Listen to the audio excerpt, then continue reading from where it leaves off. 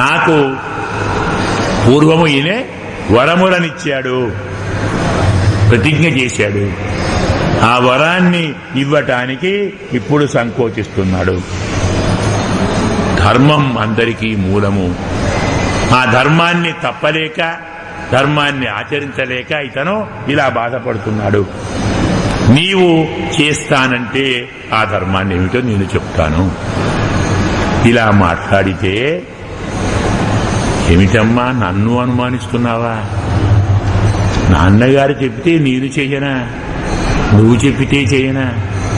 నా అర్థపరోదేవి లోకమావస్తు ముత్సహే అంటాడు. నేను స్వార్థపరుణ్ణి కాదు. స్వార్థంతో నేను లోకంలో ఉండాలని అనుకోవటం లేదు. నాన్నగారు చెప్పితే అగ్నిలో దూకుతాను, విషాన్ని ఆనందంగా స్వీకరిస్తాను. ఆయన నా గురువు గారు, ఆయన తండ్రి, ఆయన రాజు. ఆయనే రాజు, ఆయనే గురువు, ఆయనే తండ్రి. అలాంటి వాడు చెప్పితే నేను కాదంటానా? నీకు నిజంగా నమ్మకం లేకుంటే చెప్పు, ప్రతిజ్ఞ చేస్తున్నాను. నాన్నగారు చెప్పినట్టు వింటాను. పాపం రాముడికి కపటం తెలియదు కదా, నిజాయితీగా చెప్పాడు.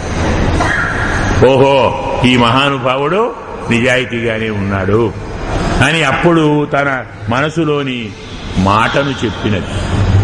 పూర్వము దేవాసుర యుద్ధంలో మీ నాన్నగారు ఆపదలో చిక్కుకున్నప్పుడు నేను కాపాడాను, నా భర్తగా నేను కాపాడాను, భార్యగా ధర్మాన్ని ఆచరించాను. కానీ ఆయన సంతోషించి నాకు 2 వరాలు ఇచ్చాడు. నేను ఆ వరాలను ఆయన దగ్గరే ఉంచాను. ఈరోజు అడిగాను. అందులో ఒక వరం భరతుణ్ణి రాజుగా చేయమని, 2వ వరం నీవు 14 ఏళ్ళు దండకారణ్యానికి వెళ్ళాలని. నీతో అప్రియమైన ఈ మాటను చెప్పటానికి మహారాజు గారు సంకోచిస్తున్నారు. ఆయన నోరు తెరచి చెప్పకున్నా ఇది ఆయన అభిప్రాయమే. నాకు వరం ఇచ్చాడు, ఇస్తానని మాట ఇచ్చాడు. నాన్నగారు మాట తప్పడం నీకిష్టమా? కాదు కదా. నాన్నగారిని సత్యవ్రతుణ్ణి చెయ్యాలి కదా. అంటే నీవు నాన్నగారి ఆజ్ఞలో నిలువు. నీవు 14 సంవత్సరాలు అరణ్యంలో ప్రవేశించు. భరతుడు రాజుగా పట్టాభిషేకాన్ని పొందుతాడు. నీ పట్టాభిషేకం కోసం రాజుగారు చేసే అన్ని ఏర్పాట్లతోటి భరతుడికి పట్టాభిషేకం జరగాలి. ఈ వరాన్ని నేను రాజుగారిని అడిగాను. నిన్ను అడవికి పంపటం ఇష్టం లేక, అడవికి పొమ్మని నీకు చెప్పడం ఇష్టం లేక, చెప్పలేక రాజుగారు మాటలు మాట్లాడకుండా ఉన్నాడు. దుఃఖంతో బాధపడుతున్నాడు.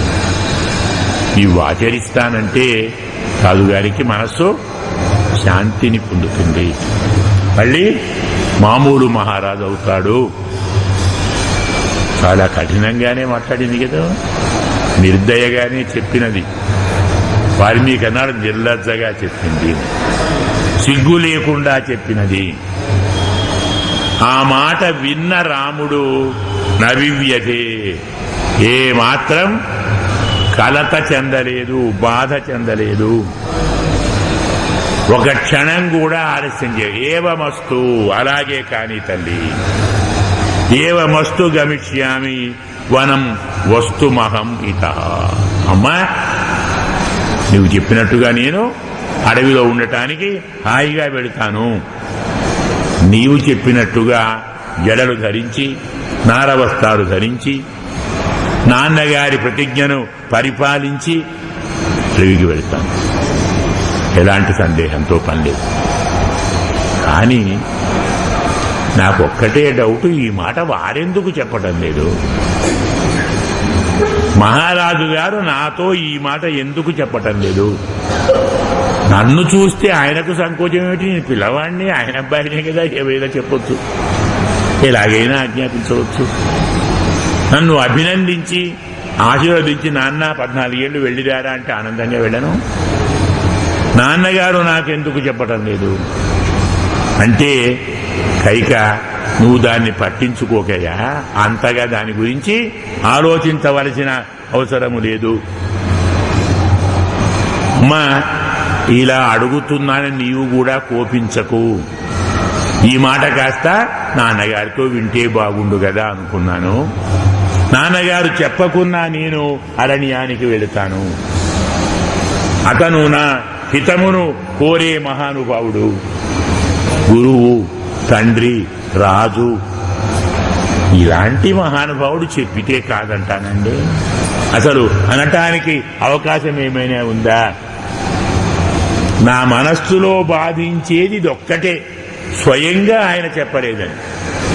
అంతకు మించి నాకు ఎలాంటి సంకోచము లేదు. అహం హి సీతాం రాజ్యం చ ప్రాణాన్ ఇష్టాంతనాని చ పృష్టః భ్రాత్రే స్వయం దద్యాం భరతాయ ప్రచోదిత. భరతుడికి రాజ్యం ఇవ్వంటే నేను కాదంటాను అతన్ని.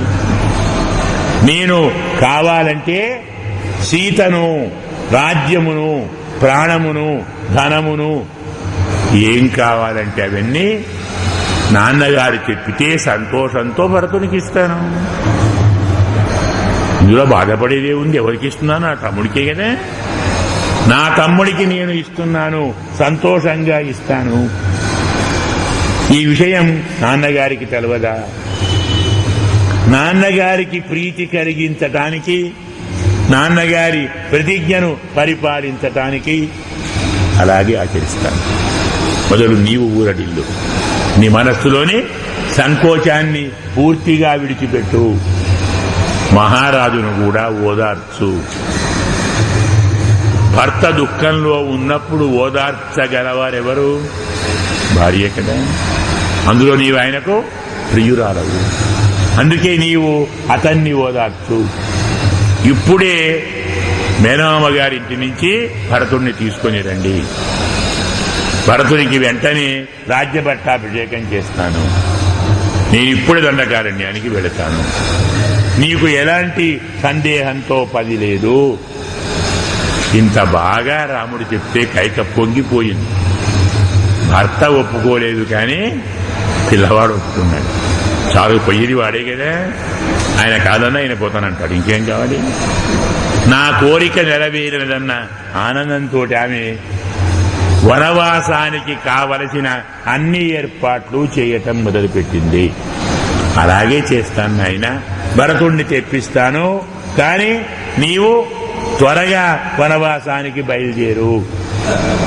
నీవు అరణ్యానికి వెళ్లేంత వరకు రాజుగారు స్నానము చెయ్యడు, భోజనము చెయ్యడు. అడవిలోకి వెళితేనే ఇవన్నీ చేస్తాడు. చెప్పలేడు, ఇవన్నీ నీకు చెప్తాడా? ఆ మాట విన్న రాజుగారు హా అధిక్ అని మూర్ఛపడిపోయాడు. దాన్ని చూచిన రాముడు కొరడాతో కొట్టబడిన గుర్రంలాగా పరుగు తీశాడట. త్వరగా బయలుదేరాలి. నాన్నగారు స్నానం చేయాలి కదా, నాన్నగారు భోజనం చేయాలి కదా, ఇంకా దీనికి ఆలస్యం చేస్తే కుదరదు అనుకున్న మహానుభావుడు శ్రుత్వా గతవ్యతో రామ కైకేయీం వాక్యమబ్రవీత్. మళ్లీ కైకతో అదే మాటను చెప్తున్నాడు. నాహమర్థపరో దేవి లోకమావస్తు ముత్సహే. నాకు అర్థం మీద ఆశ లేదు. నేను రాజ్యాన్ని కోరేవాడిని కాదు. నేను కోరికతో లోకంలో ఉండాలని అనుకోవటం లేదు. విద్ధి మాం ఋషిభిస్తుల్యం కేవలం ధర్మమాశ్రితం. తల్లి, నన్ను ఋషి అని భావించు. నేను ఋషిలాగానే జీవిస్తాను. ధర్మాన్ని మాత్రమే ఆచరిస్తాను. నేనెప్పుడూ అర్థాన్ని ఎన్నడూ ఆచరించను. నీవు ఏమేమి చెప్పావో, ఏమేమి చెయ్యాలని అనుకుంటున్నావో, నీకు అంతటి ప్రియాన్ని కలిగించటానికి కావాలంటే నా ప్రాణాలను కూడా నీకు ధారపోస్తాను. ప్రాణం పోయినా సరే నీ మాట నేను నెరవేరుస్తాను. తండ్రిని ఎంత జాగ్రత్తగా చూసుకుంటానో, తండ్రి మాట ఎంత బాగా వింటానో, తల్లి మాట అలాగే వింటాను. తండ్రి కంటే తల్లి నాకు వేరు కాదు, నేను వేరుగా చూడను. రాజుగారు చెప్పకున్నా నీవు చెప్పావు కాబట్టి వెళతాను. నీవే ఆయనే, ఆయనే నీవు. రాజుగారు చెప్పలేదు కొరత నాకు లేదు. రాజుగారి ముందరే చెప్పావు కదా, రాజుగారు అన్నీ వింటున్నారు కదా. ఒకవేళ రాజుగారికి ఇష్టం కాకుంటే నో అనేవాడు కదా, అనలేదే. వెళ్ళొద్దు అనలేదు, నేను ఒప్పుకోను అనలేదు, నేను పంపను అనలేదు, వెళ్ళమని అనలేదు. భావం ఏమిటి? మౌనం అర్ధాంగీకారం కదా. ఆయనే ఒప్పుకున్నాడు. ఎందుకు ఒప్పుకున్నాడు? తప్పుకోలేక ఒప్పుకున్నాడు. సత్యం ఏమవుతుంది, ధర్మం ఏమవుతుంది, ఇచ్చిన మాట ఏమవుతుంది? ఇక్ష్వాకు వంశం వారికి అన్నిటికంటే ప్రధానమైంది ఆడిన మాట. మాట తప్పకూడదు. కాబట్టి మహారాజు గారు చెప్పకున్నా నేను వెళతాను, నీవు కోరినట్టుగా ఏకాంతంలో అరణ్యంలో నేను నివాసం చేస్తాను, నీ కోరికకు నేను ఏమాత్రమూ తక్కువ చేయను. రాజుగారితో నీవు దేనిని కోరావో అవన్నీ నేను చేసి చూపెడతాను. అయితే ఒక చిన్న కోరిక, ఈ విషయం మా అమ్మగారికి చెప్పాలి కదా, నా భార్యకు చెప్పాలి కదా, తమ్ములకు చెప్పాలి. వారందరికీ చెప్పి వారిని ఓదార్చి వారి అనుమతి తీసుకొని బయలుదేరుతాను. ఈ మాత్రం ఆలస్యాన్ని సహించాలి. వెంటనే వెళతాను, ఆలస్యం చెయ్యను. కానీ కొన్ని ధర్మాలు నాకున్నాయి కదా, భార్యకు చెప్పాలి, కన్నతల్లికి చెప్పాలి, మరి తమ్ముళ్లకు చెప్పాలి, కొందరు మిత్రులకు చెప్పాలి, గురువుకు చెప్పాలి. ధర్మం అది. ఇవన్నీ చెప్పి వారి అనుమతి తీసుకొని త్వరలో నేను అరణ్యానికి ఇవాళ్లే వెళతాను. కానీ నీవింకో పని చెయ్యాలి. భరతుడు కూడా ధర్మబద్ధంగా రాజ్యాన్ని పరిపాలించాలి. నాన్నగారిని, నిన్ను, తల్లులను నాలాగా సేవించాలి. అలా నువ్వు చెయ్యి. అంటే నేను లేని కొరత రాజుకు కానీ రాణికి కానీ ఉండకూడదు, ప్రజలకు ఉండకూడదు.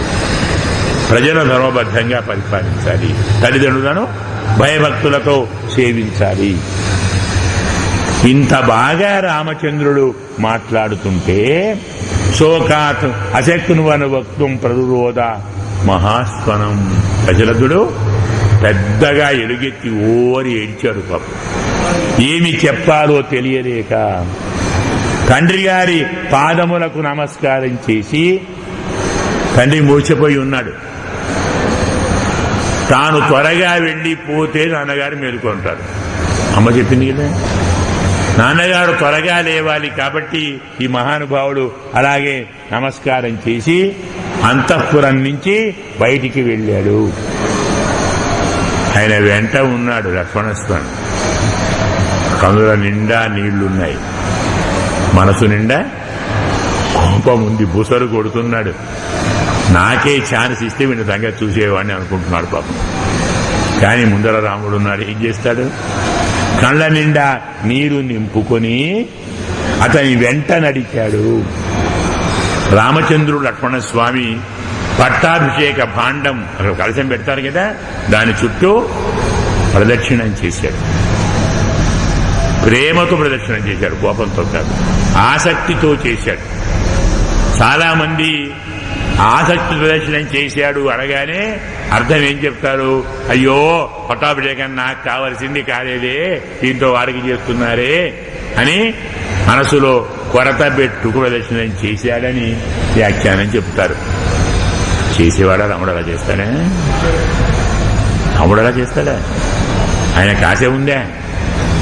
అనంత కోటి బ్రహ్మాండ నాయకునికి కోసల రాజ్యం ఎంతండి, ఉంటేం ఊడితేం, ఇక్కడున్న రాజు ఆయన. మరి సాపేక్ష ఎందుకన్నాడు? తాను ప్రేమగా ఆ కలశాన్ని చూస్తే కాని ఆ జలంతో భరతుడి అభిషేకం జరుగుతుంది. వాడు ధర్మంగా, న్యాయంగా, క్షేమంగా పరిపాలిస్తాడు. తన తమ్ముడు సక్రమంగా రాజ్య పరిపాలన చెయ్యాలని, దానికి కావలసిన బలము, శక్తి, తేజస్సు ఈ జలంలో నింపటానికి రాముడు సాపేక్షగా చూచి దాని చుట్టూ ప్రదక్షిణం చేశాడు. ఇంత జరిగినా చేతిలోకి వచ్చినటువంటి రాజ్యం తొలగిపోయినా రాముని తేజస్సు కాని, కాంతి కాని అణుమాత్రం కూడా తగ్గలేదు. ఎందుకు? లోకకాంతస్య కాంతత్వాత్. ఈ రాజ్యానికి రాదు కాకుంటే వాడు లోకానికి రాదండి. లోకకాంతుడు కదా, సకల లోకములకు అధిపతి. అంతేకాదు సకల లోక అధిపతులకు అధిపతి. లోకకాంతస్య కాంత, సకల లోక అధిపతి. అఖిలాండ కోటి బ్రహ్మాండ నాయకుడికి ఒక రాజ్యం పోతే బాధపడతాడు. అయినా ఎక్కడికి పోయింది రాజ్యం? ఎవరు కాదన్నారు? అందుకే అతని ముఖంలో ఎలాంటి చింత కనబడలేదు. రాముడు బయటికి రాగానే సేవకులు ఛత్రాన్ని, చామరాన్ని పట్టారు. ధర్మం కదా. రాముడు ఆపేశాడు. నాహం రాజా, ఇప్పుడు నేను రాజును కాదు, కాబోవటం లేదు. రాజు త్వరలో రాబోతాడు, ఆడికి పట్టండి అని వాటిని పూర్తిగా ప్రతిషేధించి తన తల్లిగారింటికి బయలుదేరాడు. మాతుహు వేస్మ, తల్లి ఇంటికి మహానుభావుడు బయలుదేరాడు. రాముణ్ణి చూస్తున్న మిత్రులు, మంత్రులు, హితులు ఎవరైనా రాముని ముఖంలో చిన్న విచారాన్ని కూడా చూడలేకపోయారు. ఎవరు గుర్తించలేదు. పట్టాభిషేకం ఆగిపోయిందని కానీ, రాముడు అడవికి పోతాడని కానీ తెలియదు. అలాంటి గుర్తులేవి లేవు రాముని ముఖంలో. అంతటి గంభీరంగానే ఉన్నాడు. నీకు రేపు రాజ్యం ఇస్తానని చెప్పినప్పుడు ఎంతటి ఆనందంగా ఉన్నాడో, రేపు అడవికి పొమ్మంటే అంతే ఆనందంగా ఉన్నాడు. మనం చెప్పుకున్నాం కదా, సంపత్తౌచ విపత్తౌచ మహతాం ఏకరూపత. మహానుభావులు సంపదలోనూ ఆపదలోనూ ఒకే తీరుగా. చిన్నవారు సంపదొస్తే మురిసిపోతారు, ఆపదొస్తే కృంగిపోతారు. రాముడికి అవసరం లేదు. ఇలా మహానుభావుడు నచైవ రామోత్ర జగామ విక్రియాం సుహృజ్జనస్య ఆత్మ విపత్తి శంకయ. ఇప్పుడు నేను కొద్దిగా విచారాన్ని చూపెట్టిన ముఖంలో నా మిత్రులంతా ఏమవుతారు? ఏదో జరిగింది రాముడికి, మేమంతా ఏమి చెయ్యాలి తయారవుతారు. ఈ ఆవేశంలో నాన్నగారిని ఏమైనా చేయొచ్చు, అమ్మగారిని ఏమైనా చేయొచ్చు, రాజ్యాన్ని ఏమైనా చేయొచ్చు. ఆపద రాబోతుందన్న భయంతో ఎలాంటి వికారాన్ని మనస్సులో పెట్టుకోకుండా, ముఖంలో దాన్ని చూపెట్టకుండా ఈ మహానుభావుడు తన తల్లిగారి ఇంటికి వెళ్ళాడు. కానీ అంతఃపురంలో ఉన్నవారికైతే సంగతి తెలిసింది కదా. దశరథ మహారాజు కైక ఉన్న కూడా చాలా మందికి ఉంటారు కదా, వారందరూ విన్నారు కదా, వారికి ఆ విషయం తెలిసింది. అందుకే రాముడు అంతఃపురం నుంచి బయటికి వెళుతున్న క్షణంలో అందరూ ఒక్కసారి ఓ అని పెద్దగా ఎలుగెత్తి అరిచారు. అందరూ ఆర్తనాదం చేశారు. ఇంతటి మహానుభావుడు మమ్మల్ని వదిలిపెట్టి రాజ్యం వదిలిపెట్టి అడవికి పోతున్నాడా? నిరంతరం మాకు హితాన్ని, ప్రియాన్ని కలిగించేటువంటి మహానుభావుడు, రాజుగారి భార్యలందరినీ తల్లులలాగానే సమానపరిచేటువంటి మహానుభావుడు మమ్మలను వదిలిపెట్టి వెళ్ళిపోతున్నాడు. దశరథ మహారాజు గారి తక్కిన భార్యలందరూ విలపిస్తున్నారు. సకల లోకమున గతైన వాడు ఈ లోకానికి కాడా, మన రాజ్యానికి కాడా? ఇలా వారి విలాపాలు వినుకుంటూ, వారి దుఃఖాన్ని చూచుకుంటూ ఆ అంతఃపురాన్ని దాటి మహానుభావుడు తల్లిగారి దగ్గరికి వెళ్ళాడు. అలా వెడుతున్న రామచంద్రుణ్ణి పురోహితులు, గురువులు, పెద్దలు ఆశీర్వచనం చేస్తూ ముందరికి నడిపారు. రాముడు వృద్ధులకు నమస్కారం చేశాడు, మిత్రులను అభినందించాడు. తగిన రీతిలో అందరితో వ్యవహరిస్తూ మరి కాస్త ముందుకు వెళ్ళి అమ్మగారి ఇంటికి వెళ్ళాడు. ఆమె పట్టు వస్త్రం ధరించి పరిశుద్ధురాలుగా పరమాత్మను ఆరాధిస్తూ బ్రాహ్మణులతో యజ్ఞమును జరుపుతూ ఉంది. ధ్యానంలో ఉంది తల్లి. అలాగే చూస్తూ ఉన్నాడు. ఆమె ధ్యానం నుంచి బయటికి వెళ్ళగానే నమస్కారం చేశాడు.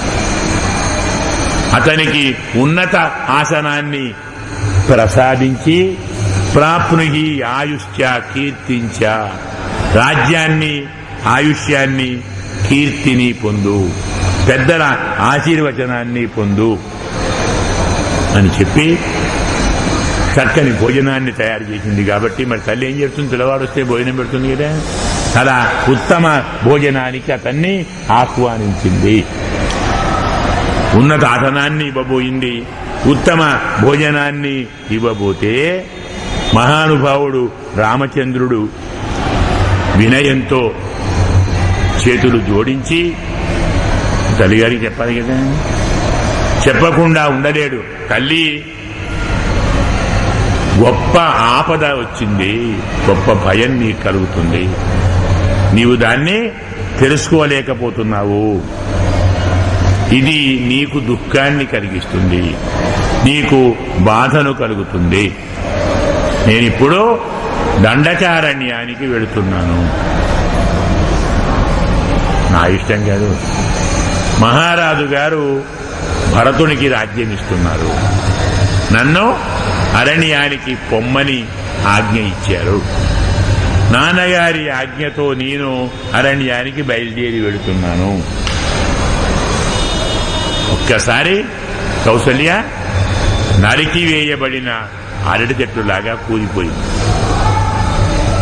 నా పుణ్యాలన్నీ ఫలించాయి, నీ శత్రువులంతా నశించారనుకున్నాను, మళ్లీ మొదలయ్యాయా? నా కుమారుడిగా పుట్టకున్నా బాగుండేదేమో, నా దురదృష్టం నిన్ను అనుసరించిందా? ఇలా అయిపోయావా? మహారాజు గారు నాకు ఈ సౌభాగ్యాన్ని కూడా ఇవ్వటం లేదా? నన్ను ప్రేమగా చూసుకోకున్నా, నాకు కావలసినటువంటి రాజమర్యాదలు భోగములు జరగకున్నా, నిన్ను రాజును చేస్తే నిన్ను రాజుగా చూసుకొని నేను ఆనందించాలనుకున్నాను, అది కూడా లేదా? నాకు పుట్టకుంటే బాగుండేదేమో, కైకి పుట్టున్నా రాజు అయ్యేవాడవేమో.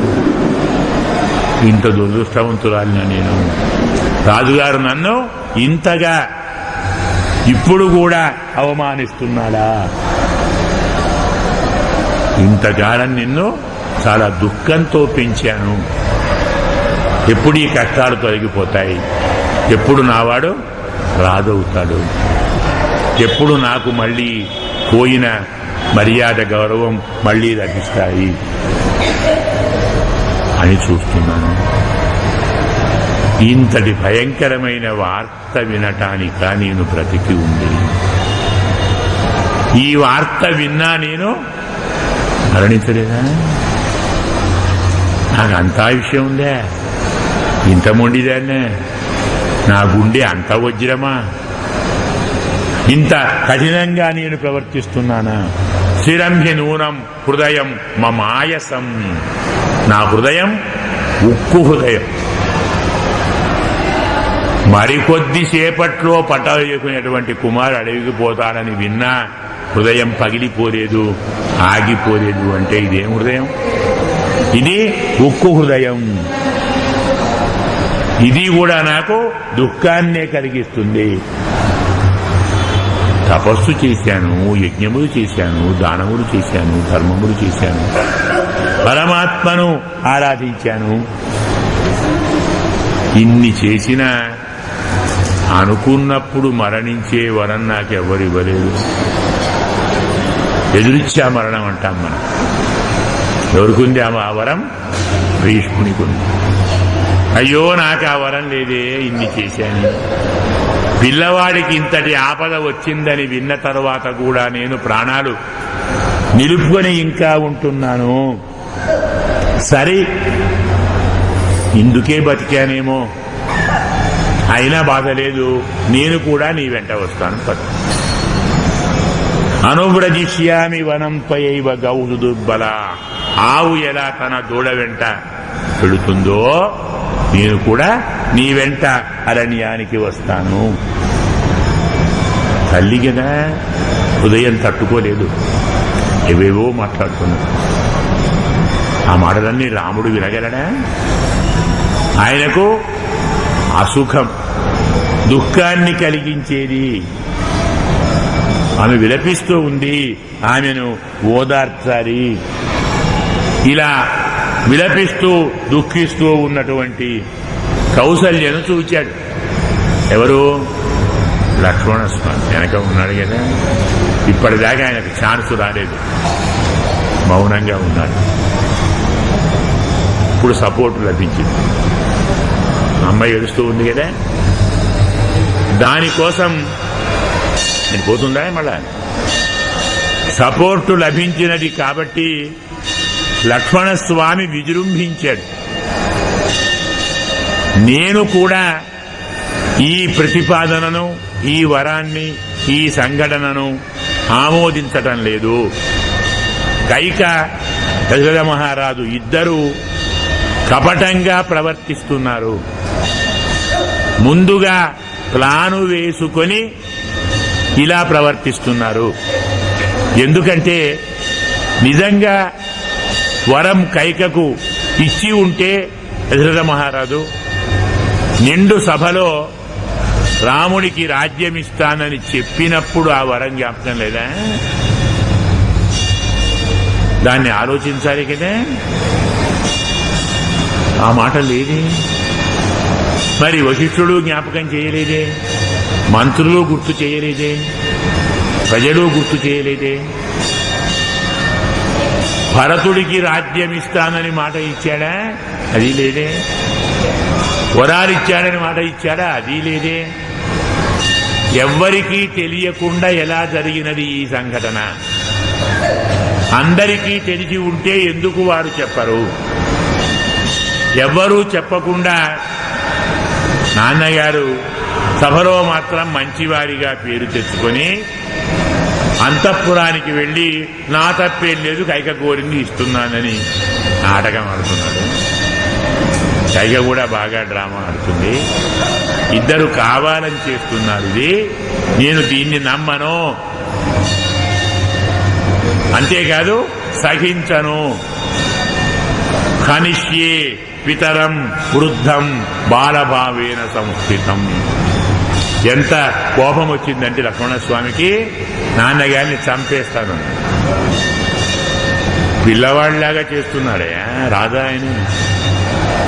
ఇప్పుడు రాజ్యం ఇస్తానంటాడు, అడవి బొమ్మంటాడు, మళ్ళీ రేపు రమ్మంటాడు. ఏమేశారు ఇవన్నీ? అజ్ఞానముగా అవివేకంగా ప్రవర్తిస్తున్నారు. అలాంటి వాణ్ణి నేను సహించను, చంపేస్తాను.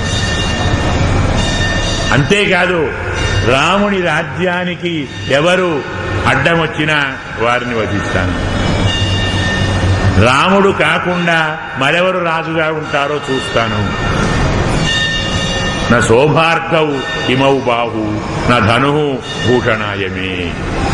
నాకు ఈ బాహువులున్నాయి, అవి అలంకారం కోసం కాదు. నా ధనువు ఆభరణం కాదు. నాసి ఆబంధనార్థాయ. కత్తి ఉంది కదా, అది కేవలం కట్టుకోవడానికేనా? ఇంక మనకి కదా. ఇవన్నీ ప్రయోగిస్తాను. ఎవరు అడ్డు వచ్చినా వారిని తుడి చేస్తాను. రాముడు ఒప్పుకుంటే అంతే కదా. ఆయన లేకుంటే వాడేం చేయలేం.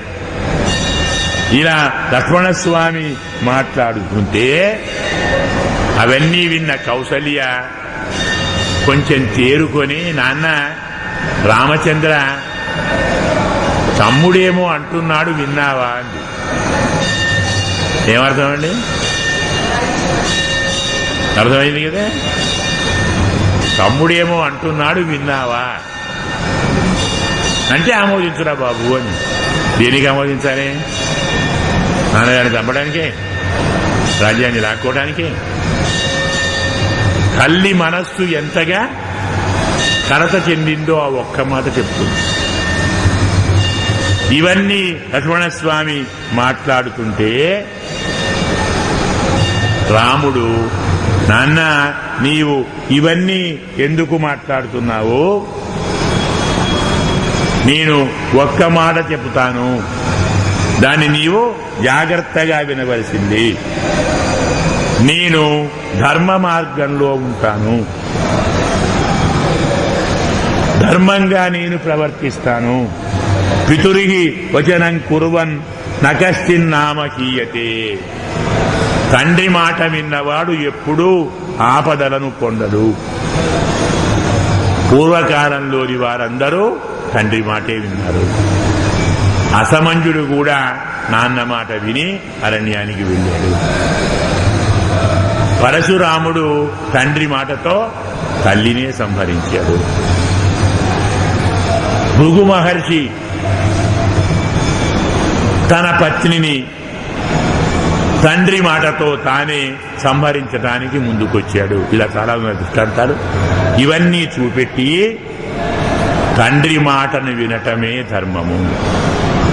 సోహం నశక్ష్యామి పునః నియోగం అతివర్తితం. కాబట్టి నేను నాన్నగారి మాటను దాటలేను. నాన్నగారి మాటతో నేను కైక కూడా చెప్పినది కాబట్టి అలాగే చేస్తాను. నాన్న చెప్పినట్టే చేస్తాను. ప్రతిజ్ఞను, నాన్నగారి ప్రతిజ్ఞను నిలబెట్టుకునేటువంటి ప్రయత్నం చేస్తాను. చాలా గట్టిగా ఉన్నాడు. కౌసల్య అంది, మరి నాన్నగారితో పాటు అమ్మగారు కూడా కావాలి కదరా. మరి తల్లిగా నేను అహం ఆజ్ఞాం దదామి త్వాం తిష్ట ఇదానీం మమాంతికే. నా దగ్గరే ఉండు. తల్లిగా నేను చెప్తున్నాను. తల్లి ఆజ్ఞను నీవు పరిపాలించవలసిన అవసరం లేదా? ఒక నాన్న మాటే వింటావా? అమ్మ మాట వినవద్దా? మాతృదేవో భవ ఉందా లేదా? అమ్మా, ఒక ధర్మం చెప్తాను. నాన్నగారు నాకు రాజేనా, నీకు కూడా రాజా కదా? నాకేమో నాన్న, నీకు భర్త. నువ్వెవరి మాట వినాలి? భర్త మాట వినాలా వద్దా? నీ మాట నేను వింటే నీవు నాన్నగారి మాటకు వ్యతిరేకంగా ప్రవర్తిస్తే నువ్వేమవుతావు? పతివ్రతవు కావు. నేను పుత్రుణ్ణి కాదు. ధర్మశాస్త్రం ఎప్పుడు పనిచేస్తుందంటే ఇద్దరు వ్యక్తులు విరుద్ధంగా ఆజ్ఞ ఇచ్చినప్పుడు అందులో ఎవరాజ్ఞ పాటించాలి? ఇద్దరూ కావలసిన వారు. ఆ ఇద్దరు ఎవరు పెద్దవారో వారి ఆజ్ఞను పాటించాలి. నాన్నగారు నీకు నాకు రాదు కదమ్మా. ఆ ఇద్దరికీ ఈశ్వరుడే. నిన్ను ఆజ్ఞాపిస్తాడు, నన్ను ఆజ్ఞాపిస్తాడు. నాన్నగారి ఆజ్ఞను నేను పరిపాలించాలి, నీవు పరిపాలించాలి. నీవు మాత్రం నాన్నగారి ఆజ్ఞను కాదని ఎలా అనగలవు? భర్త మాటను ఎలా తిరస్కరించగలవు? నీ పాతివ్రత్య ధర్మాన్ని ఎలా నీవు తప్పగలవు? ఆలోచించు. అలాగా అయితే నేను వస్తాను కదా. నాన్నగారి మాటను కాదనను, నేను బయట వస్తాను. అది కూడా తప్పే కదమ్మా. భర్తను విడిచిపెట్టి పుత్రుని వెంట భార్య రావచ్చునా? అది ధర్మం. అందులో నేను లేనప్పుడు, నాన్నగారు నా కోసం విలపిస్తున్నప్పుడు అతన్ని ఓదార్చవలసిన బాధ్యత ఎవరిది? నీదే కదా. నువ్వు పెద్ద భార్య. కైకమ్మ సంగతి తెలిసింది కదా ఏమిటో. సుమిత్ర ఏం చెయ్యలేదు, నీవు మాత్రమే ఓదార్చాలి. కాబట్టి నేను నీ వెంట వస్తానని నీవు అనకూడదు. మళ్ళీ లక్ష్మణస్వామి ఏదో మాట్లాడబోయాడు. దాన్ని విని తల్లికి లక్ష్మణస్వామికి చక్కని ధర్మ ఉపదేశం చేస్తాడు మహానుభావుడు. అహం హితే లక్ష్మణ నిత్యమేవ జానామి భక్తించ పరాక్రమంచ. లక్ష్మణ, నీకు నా మీద ఎంత భక్తి ఉందో తెలుసు, నీకు ఎంతది పరాక్రమం ఉందో తెలుసు. కాని నీవు కొంచెం నా అభిప్రాయాన్ని తెలుసుకొని మాట్లాడు. నేను ఏమనుకుంటున్నానో తెలుసుకున్న తర్వాత ప్రవర్తించు. నీకు నా మీద భక్తి ఉంది, బలము ఉంది, పరాక్రమం ఉంది, ఏమైనా చేయగలవు. కానీ నీవు చేసేదాన్ని నేను ఆమోదిస్తానా? నేనేమనుకుంటున్నానో ఒక్కసారి తెలుసుకో. ఒక మాట చెప్తాను విను. ధర్మార్థ కామాః ఖలు తాతలోకే సమీక్షితాః ధర్మఫలోదయేషు ఏతత్ర సర్వేషు అసంశయం మే భార్యేవ వశ్య అభిమత సుప్త. ఇది చక్కని ఉపదేశం. ఏమిటి? ధర్మార్థ కామాః ఖలు తాతలోకే. లోకంలో 3 ఉన్నాయి పురుషార్థాలు, అందరూ కోరేవి. ఏమిటవి? ధర్మము, అర్థము, కామం. అందరూ కోరుతారు. ఇలా కోరేవారందరూ మూటిని ఆచరించవలసిన అవసరం లేదు. ఒక ధర్మాన్ని ఆచరిస్తే చాలు. ఎందుకు? సమీక్షిత ధర్మఫలోదయేషు. అర్థకామాలు విడిగా లేవు, ధర్మానికి ఫలముగా ఉన్నాయి. ధర్మాన్ని విడిగా, అర్థాన్ని విడిగా, కామాన్ని విడిగా ఆశ్రయించవలసిన పని లేదు, సేవించవలసిన పని లేదు. ఒక్క ధర్మాన్ని సేవిస్తే చాలు. సర్వేషు అసన్నివిష్టాః. అవన్నీ విడిగా ఉన్నట్టు కనబడతాయి, కానీ తక్కిన 2 ధర్మాన్ని ఆచరిస్తాయి. ఒక్క ధర్మాన్ని ఆచరిస్తే చాలు, అర్థకామాలు తమకు తాముగా వచ్చి చేరుతాయి. ఉదాహరణ కావాలా? వివాహం చేసుకుంటే సరిపోదా? భార్య దొరుకుతుంది, ఆ భార్యకు పుత్రుడు లభిస్తాడు. భార్య కామమునకు, పుత్రుడు అర్థమునకు. 2 లేవా? ధర్మపత్నిని పొందితే, ధర్మబద్ధంగా వివాహం చేసుకుంటే, ధర్మబద్ధంగా ఆమెతో వ్యవహరించగలిగితే ఇతని కామతృప్తి కలుగుతుంది, పుత్రుడు కలుగుతాడు. పుత్రుడు అర్థము, భార్య కామము. అవునా? ధర్మాన్ని విడిగా, అర్థాన్ని విడిగా, కామాన్ని విడిగా చేసుకోవాలి, అవసరం లేదు.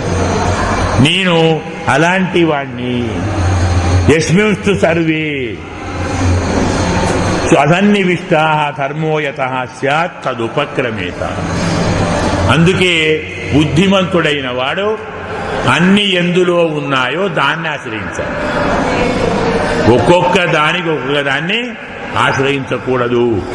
అన్ని ఎందులో చేరి ఉన్నాయో దాన్ని ఆశ్రయించాలి.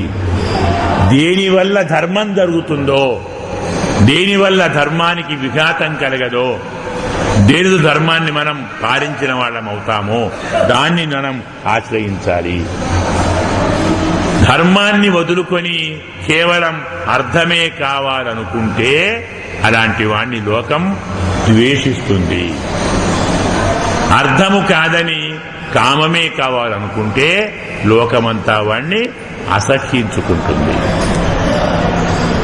అంటే కేవల అర్థకాముణ్ణి, కేవల కామకాముణ్ణి లోకం ఆమోదించదు, అభినందించదు. ఎవరిని ఒప్పుకుంటుంది? ధర్మకాముణ్ణి ఒప్పుకుంటుంది. ధర్మము ఆచరించిన వాడికి అర్ధకామములు దూరము కావు, దొరకకుండా పోవు. ధర్మం వెంటనే అవన్నీ వస్తాయి. నీకెలా వచ్చినదయ్యా ఆలోచన? గురుశ్చ రాజాచ పితాచ వృద్ధ క్రోధాత్ ప్రహర్షాత్ అథవాపి కామాత్. యద్ వ్యాధిసేత్ కార్యమవేక్ష్య ధర్మం. ఎవరాయనే? గురువు. మనందరికీ ఆయన గురువు, మనందరికీ రాజు, మనకు తండ్రి, పైనుంచి వృద్ధుడు. 60,000 సంవత్సరాలు రాజ్యాన్ని పరిపాలించిన వాడు ఒక్కనాడు అడవికి పోరా అంటే పోననాడా? ఏం మాటది? పెద్దవాడు కాదా? గురువు కాదా? శాసకుడు కాదా? కన్న తండ్రి కాదా? ఆ నాన్నగారు క్రోధాత్ ప్రహర్షాత్ అథవాపి కామాత్, కోపంతో చెప్పినా, సంతోషంతో చెప్పినా, కోరికతో చెప్పినా అని చెప్పిన దాన్ని చెయ్యాలి. ధర్మాన్ని ఆలోచించి చెయ్యాలి. ఆయన చెప్పిన దాంట్లో ఏముంది, ఆయన ఎందుకు ఇలా చెప్పాం మనకు అనవసరం. రాజుగారు చెప్పారండి, రాజుగారు నాన్నగారే, నాన్నగారే గురువు గారు, వారే వృద్ధులు. కోపము రావచ్చు, ప్రేమ కలగవచ్చు, సంతోషం కలగవచ్చు, ఆయనకేమైనా కోరికలు ఉండొచ్చు. పుత్రునిగా నీవేమి చేయాలి? కొంచెం ఆలోచించావా? పుట్టినప్పటి నుంచి ఇప్పటిదాకా నీవు కోరిన ప్రతిదాన్ని ఇచ్చాడా? నీకు అన్నీ అందించాడా? అన్ని సౌకర్యాలు చేశాడా? నువ్వు ఏడిస్తే లాలించాడా? బాధపడితే ఎత్తుకున్నాడా? రోగం వస్తే మందులు ఇచ్చాడా? ఎప్పుడైనా ఆలోచించాడా వీడెందుకు అడుగుతున్నాడని? పిల్లవాడు అడిగాడు, ఇచ్చేయమని. అవునా? పుట్టినప్పటి నుంచి ఇన్నేళ్ళు నీవు కోరినదల్లా ఇచ్చిన నాన్న ఒక్క కోరికే కాదంటావా? నువ్వే కొడుకురా, ఇదా నీ ధర్మం? ఎప్పుడైనా నాన్నగారు నువ్వు చెప్పిన మాట కాదన్నారా? నువ్వు కోరితే కాదన్నారా? నీకన్నీ కూర్చారా లేదా? ఇవాళ ఆయన కూడా అడుగుతున్నాడు. నీవు తీర్చని స్థితిలో ఉన్నప్పుడు, అశక్తుడిగా ఉన్నప్పుడు, సంపాదించుకోలేనప్పుడు, సాధించలేనప్పుడు అడిగావు, నాన్న ఇచ్చాడు. ఇప్పుడు ఆ స్టేజీ నాన్నగారికి వచ్చింది, వృద్ధుడయ్యాడు, సంపాదించలేడు, సాధించలేడు, వ్యతిరేకించలేడు. ప్రేమనో కోపమో ఆనందమో ఏముందో ఆయనకు ఓ మాట చెప్పాడు, నోరు మూసుకొని చెయ్యి. ఇంత ఆలోచన ఎందుకు దానికి? నాన్నగారు చెప్పారు బయలుదేరి అడవికి. ఆయన కపటి, ఆయన నాటకం ఆడాడు. నువ్వు నాటకాలు ఏం ఆడలేదా ఇంతకాలం? అన్ని న్యాయంగానే కోరుకున్నావా? ఎన్ని నాటకాలు ఆడావు, ఎన్ని ఆటలు ఆడావు, ఎన్ని పాటలు పాడావు, ఎన్ని తీళ్ళ మురిపించావు, ఎన్ని ముద్దు ముద్దు మాటలు మాట్లాడావు, ఎన్ని వయ్యారాలు పొయ్యావు కోరికలు తీర్చుకోవడానికి. నాన్న చూచాడా అవన్నీ? పిల్లవాడు ఏడుస్తున్నాడు, ఇవ్వు అన్నాడు. నాన్నగారు కోరుతున్నారు, ఇవ్వు. మళ్ళీ దానికి వేరే మాట ఎందుకు? స్పష్టంగా చెప్తున్నాడు, యద్ వ్యాధిసేతు కార్యం అవేక్ష్య ధర్మం. నాన్నగారు ఏది ఆజ్ఞాపిస్తే దాన్ని చేసి తీరాలి. ఎందుకు? ధర్మాన్ని పరిశీలించి.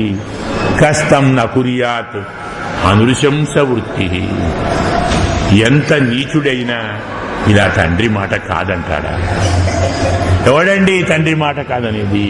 నతేన శక్నోమి పితు ప్రతిజ్ఞామిమాం అకర్తం సకలాం యథావత్. కాబట్టి అందరి మాట ఏమో కానీ నేను మాత్రం నాన్నగారి మాట వినకుండా బ్రతకలేను. నాన్నగారి మాటను నేను కాదనలేను. నాకు అంతటి శక్తి లేదు.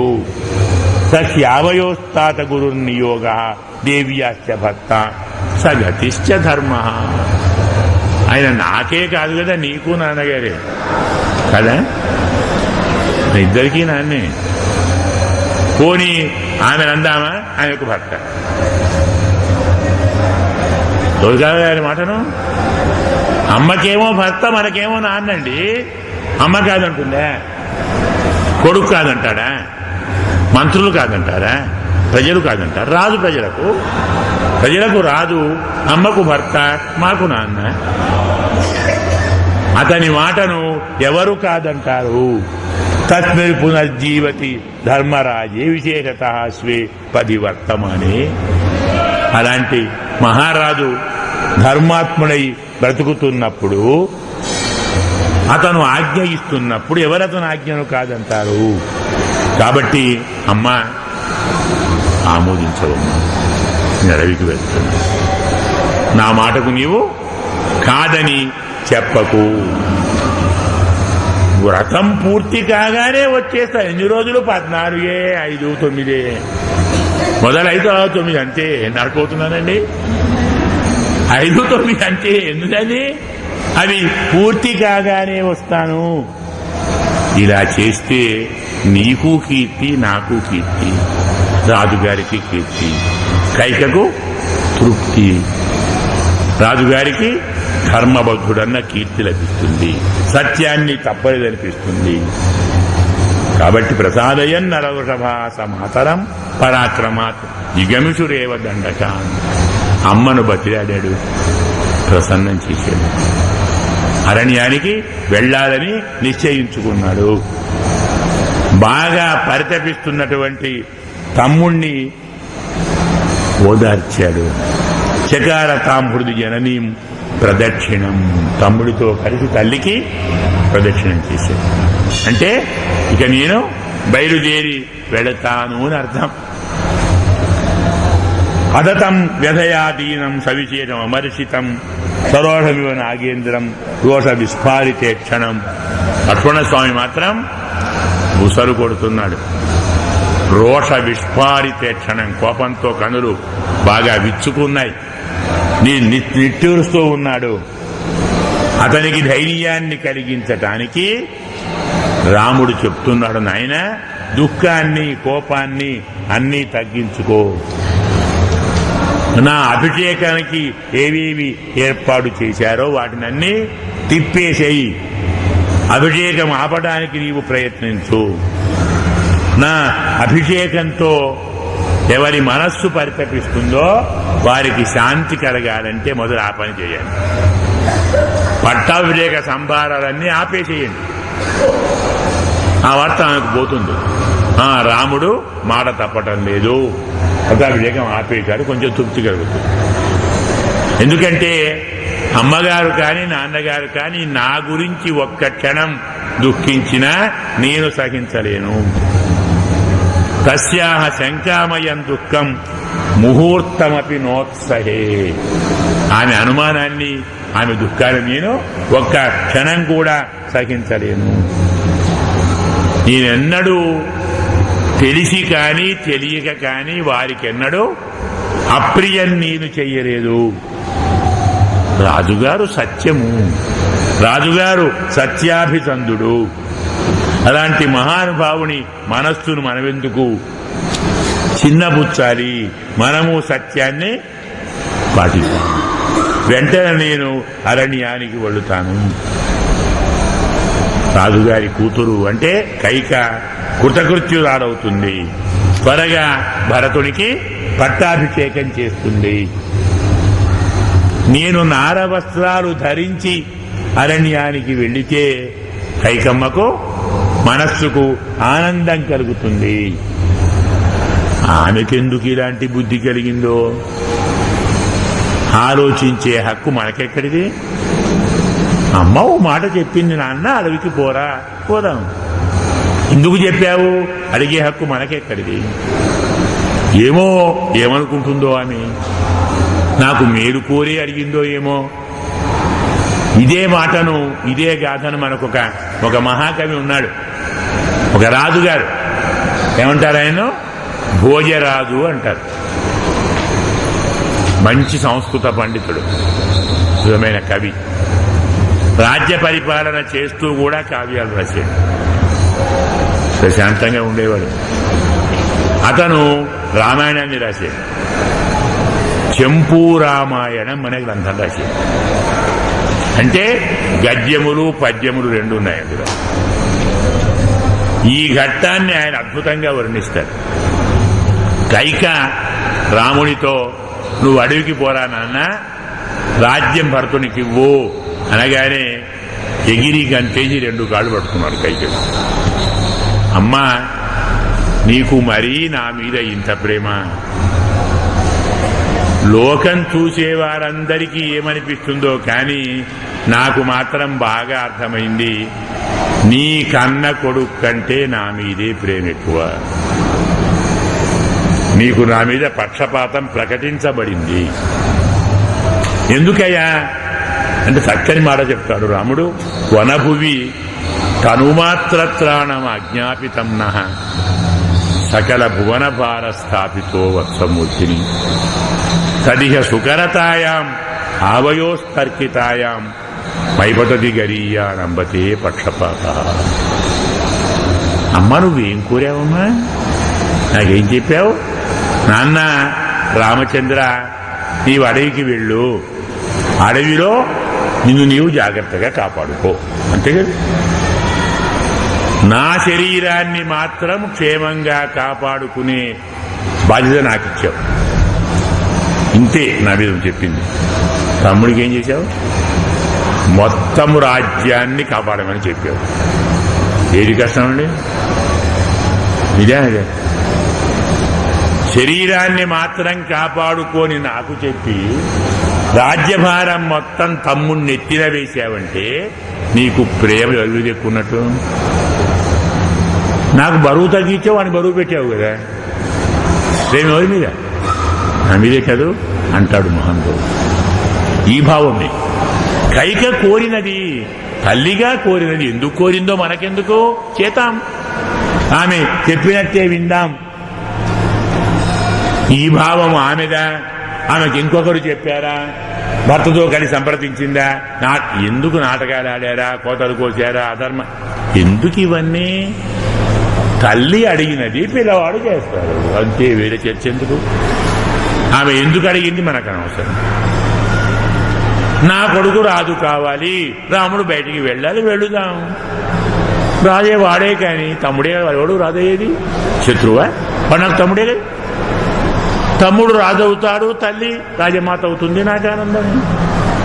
అందువల్ల నీవు ఎలాంటి బాధపడకు. అందుకే కథం ప్రకృతి మాపన్న రాజపుత్రి తథాగుణ బ్రూయాత్స ప్రాకృతేవ. రాజపుత్రి ఇంతకాలం ఎన్నడూ నాకు అప్రియం చేసిందే అనడన్నా, నాకు అపకారం చేసిందే? అలాంటి ఆమె ఈనాడు ఇలా ప్రవర్తించినది అంటే ఇది కూడా నాకు ప్రియమే, హితమే. నా మేలు కోరి ఆ మహానుభావురాలు ఇలా చేసింది. అలాంటి కైకను అనుమానించవద్దు. నలక్ష్మణాస్మిన్ మమ రాజ్య విఘ్నే మాతా యవీయసి అభిశంకితవ్య. నాకు రాజ్య విఘ్నం జరిగిందని నీవు చిన్న తల్లిని అనుమానించవద్దు. దైవాభిపన్న నా పితా కథంచిది జానాసి దైవం తదా ప్రవా. ఇదంతా దైవం చేస్తూ ఉంది. ఆ దైవం అమ్మను మార్చేసింది, నాన్నను మార్చేసింది. ఇన్నటిదాకా మారాముడు అన్న కైక ఇవాళ రాముడు మా కాదంటున్నదంటే ఎవరు కారణం? కై కారణం, దైవం కారణం. విధి ఎలా ఉందేమో జరిగింది. లోకంలో దైవం అంటే అలాంటిదే. ఇదంతా దైవం అనుకోవాలి తప్ప ఎవరిని నిందించకూడదు, ఎవరిని ద్వేషించకూడదు, ఎవరి దోషాన్ని ఎత్తి చూపకూడదు. ఇంత బాగా బుద్ధి చెప్పితే లక్ష్మణస్వామి ఒప్పుకోడు. దైవం దైవం అంటావేమయ్యా? చేతగాని వాళ్ళు మాత్రమే దైవం అంటారు. సామర్థ్యం ఉన్నవాళ్ళు దైవం పురుషకారేణ యోహంతి స నిబధ్యతే. పురుష ప్రయత్నంతో ఎవరు దైవాన్ని ధిక్కరిస్తారో కాదంటారో వాడే సమర్థుడు. నీలాంటి మహానుభావుడు దైవం గురించి మాట్లాడతావా? దైవం నిన్ను శాసిస్తుందే? నీ సంకల్పాన్ని మార్చేస్తుందే? చేయగలదా? అవసరమైతే ఆ దైవాంతో కూడా యుద్ధం చేస్తాను, నిన్ను రాజుగా చూస్తాను. ఇలాంటి మాటలను నేను ఏమాత్రం అంగీకరించను. నవ్వాడు రాముడు. పిచ్చివాడా, నీవు దైవం అంటే ఏమిటో నీకు అర్థం కాలేదు. అసంకల్పితమేవేహ యదకస్మాత్ ప్రవర్తతే నివర్త్యారబ్ధమారంభై నను దైవస్య కర్మ తత్. రాముడు చెప్తున్నాడు, దైవం అంటే ఏమిటి నీకు కనబడుతుందా? లేదే. వచ్చి నీలా చేస్తున్నా చెప్తుందా? పోనీ ముందు నోటీస్ ఇస్తుందా? అసంకల్పితమేవేహ యదకస్మాత్ ప్రవర్తతే. మనం అనుకోలేం, ఊహించం, హఠాత్తుగా వస్తుంది. అప్పటిదాకా మనం ప్రయత్నంతో ఆరంభించిన కర్మను ఆపేస్తుంది. మనం అనుకొని ఏ పని చెయ్యాలని అనుకుంటున్నామో దాన్ని ప్రయత్నపూర్వకంగా ఆపేస్తుంది. అనుకోని పని జరుగుతుంది, దాన్ని దైవం అంటారు. ఏం చేస్తావు అప్పుడు? నువ్వు అనుకున్న దాన్ని ఆపేసి అనుకోనిది జరిగితే ఎదిరిస్తావా? జరిగిందాన్ని ఆపేస్తావా? ఆపిన దాన్ని జరుపుతావా? నీకు తెలియదే ఆగినట్టు, చదువుతున్నట్టు తెలియదు.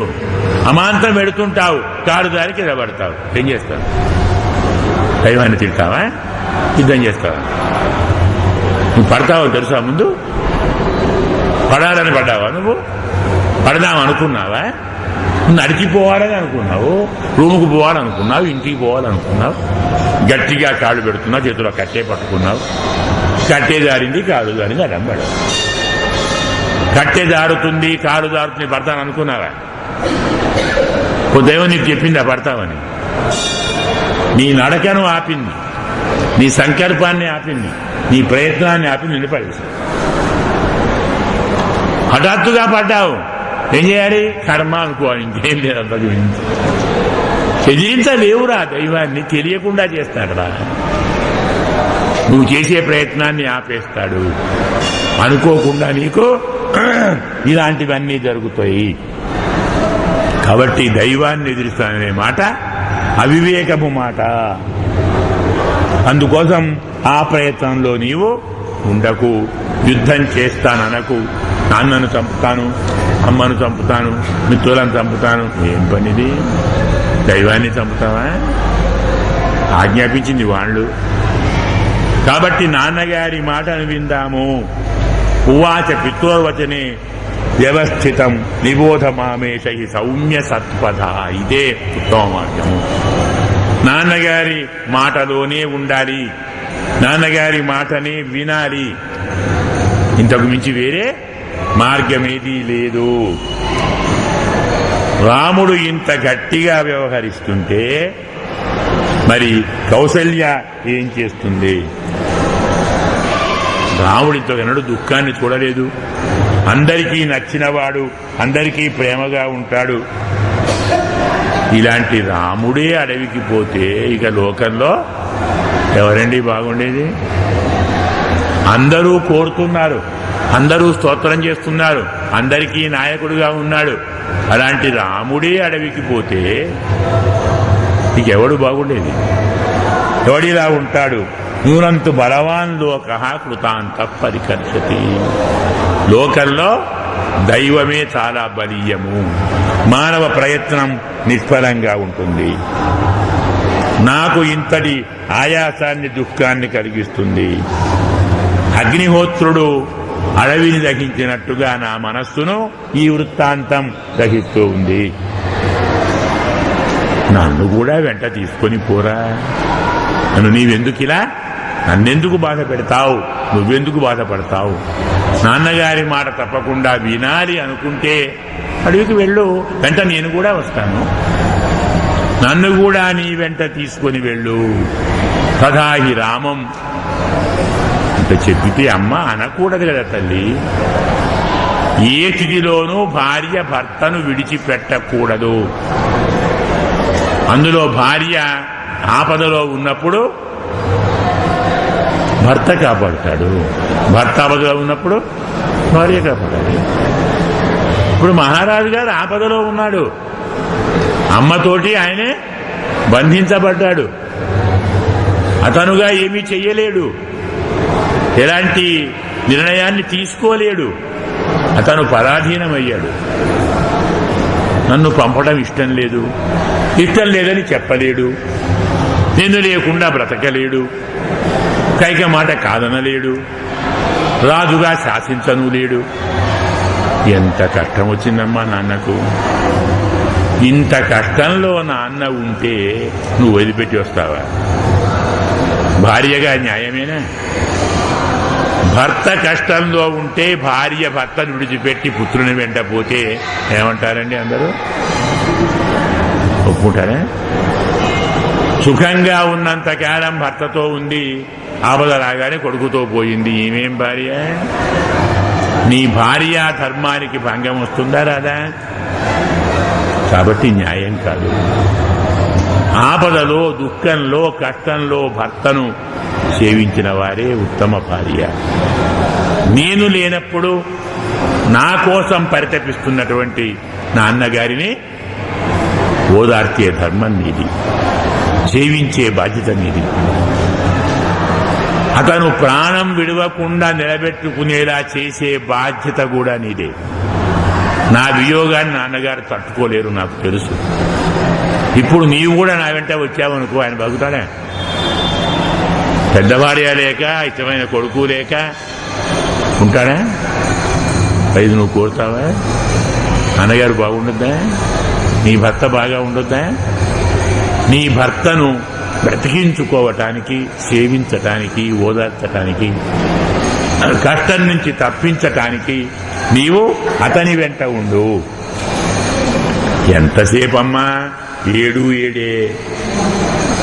7 సంవత్సరాలు వెళ్ళి వస్తాను. ఇక్కడ ఉన్నట్టు వస్తాను. నువ్వు ఇలా చూస్తూనే గడిచిపోతాయి. మహారాజు గారిని సేవిస్తూ ఉంటే 14 ఏళ్ళు అయిపోతాయి. అప్పుడే వచ్చాడా రావడం నువ్వే అంటావు. 14 ఏళ్ళు అయిపోయాయా? ఆనందంగా ఉంది.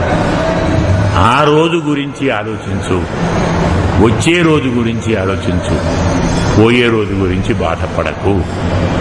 నేను అరణ్యానికి వెళతాను, నాన్నగారి మాటే వింటాను, నీవు కూడా వినాలి. ఇద్దరము కలిసి నాన్నగారిని ఆపద నుంచి తప్పిద్దాం, కష్టం నుంచి తప్పిద్దాం. ఇంత బాగా చెప్పాడు రాముడు. అర్థమేమిటి?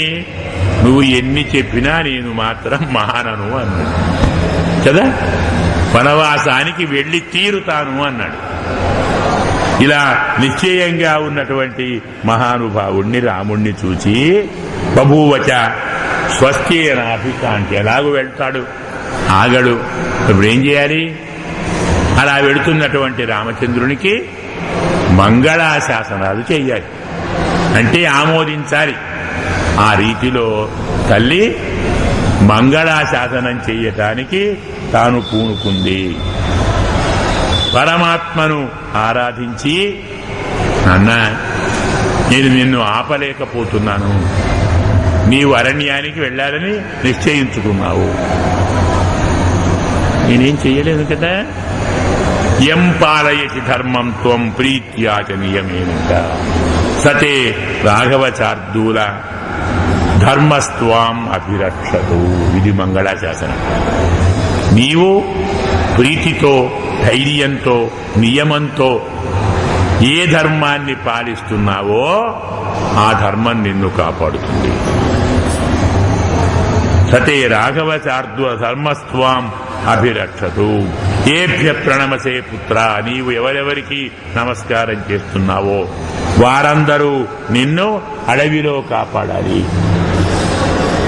నీకు విశ్వామిత్రుడు, వశిష్ఠుడు ఏవేమి అస్త్రాలిచ్చాడో అవన్నీ నిన్ను అడవిలో కంటికి రెప్పలా కాపాడుతూ ఉండాలి. నాన్నగారిని సేవించి, అమ్మగారిని సేవించి నీవు ఏ ఏ ధర్మాలను పొందావో అవి నిన్ను కాపాడాలి. పతంగాః పన్నగాః సింహాః త్వాం రక్షంతు నరోత్తమ. అడవిలో పక్షులు కాని, పాములు కాని, సింహములు కాని, మృగములు కాని నీకు అపకారం చేయకుండుగాక. నిన్ను అన్నీ కాపాడాలి. సూర్య భగవానుడు కూడా నీకు భూమిని వేడిగా చేయవద్దు. నీవు అడుగులు వేస్తుంటే చల్లగా ఉండాలి. వర్షం నిన్ను కాపాడాలి. నేను స్తోత్రం చేస్తాను, వారందరూ నిన్ను కాపాడుతారు. నక్షత్రాలు, గ్రహాలు, అహోరాత్రములు, సంధ్యలు, ఋతువులు, అలాగే మాసములు, పక్షములు, కలలు, కాట్టలు, నిమిషములు, గంటలు, ఇవన్నీ నిన్ను కాపాడాలి. అంటే ఏమిటి? ప్రపంచమంతా పరమాత్మే కదా. పరమాత్మ కానిదంటూ ఏదీ లేదు. పరమాత్మ ఇన్ని రూపాల్లో ఉన్నాడు. భగవంతునిగానే కాక పక్షముగా, మాసముగా, వారముగా, తిథిగా, నక్షత్రముగా, యోగముగా, కరణముగా, నిమేషముగా భావించు. వారిని ప్రార్థించు. అవన్నీ నిన్ను కాపాడుతాయి. ఎలాంటి రాక్షసులు, పిశాచములు, దానవులు, భూతములు, ప్రేతములు ఇవి నిన్ను హింసించకుండా ఉండుగాక. పంచభూతములు నిన్ను కాపాడుతుండాలి. బ్రహ్మ నిన్ను కాపాడాలి. పరమేశ్వరుడు కాపాడాలి. శ్రీ మహావిష్ణువు నిన్ను కాపాడాలి.